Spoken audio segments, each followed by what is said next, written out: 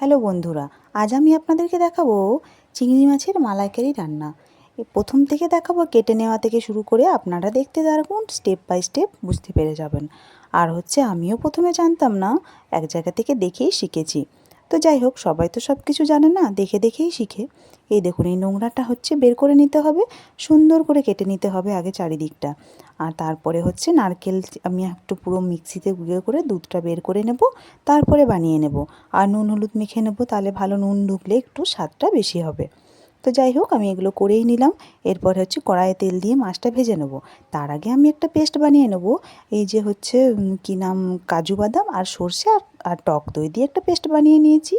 আর এইখানে মাছগুলো ততক্ষণে ভেজে নিয়েছি, হালকা করেই ভাজবো যাতে নরম থাকে। শক্ত করে মানে একটু বেশি ভাজলে শক্ত হয়ে যায়।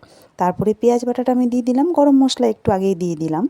গোটা গরম মশলা ফোড়ন দিয়ে পেঁয়াজ হয়ে গেলে তারপরে যে পেস্টটা করে রেখেছিলাম, ওই পেস্টটা আমি দিয়ে দিলাম। তারপরে নুন হলুদ জিরা লঙ্কা যেরকম মশলা দেয় দিয়ে পরে ওই যে নারকেল থেকে যে দুধটা বার করে রেখেছিলাম, ওই দুধটা দিয়ে দিলাম। বাস, ঝটপটি হয়ে গেল। আর এই মাছগুলো দিয়ে একটু ফুটে নিলেই তৈরি হয়ে যাবে আমার চিংড়ি মাছের মালাইকারি। এই দেখুন, আমার রেসিপি তৈরি হয়ে গেছে। আপনাদের কেমন লাগলো জানাবেন। আর খেতে তো খুব সুস্বাদু হয়েছিল। আমি তো খুবই মজা পেয়েছি খেতে। আপনারাও বাড়িতে বানিয়ে দেখতে পারেন। এখনকার মতন বাই বাই সবাইকে।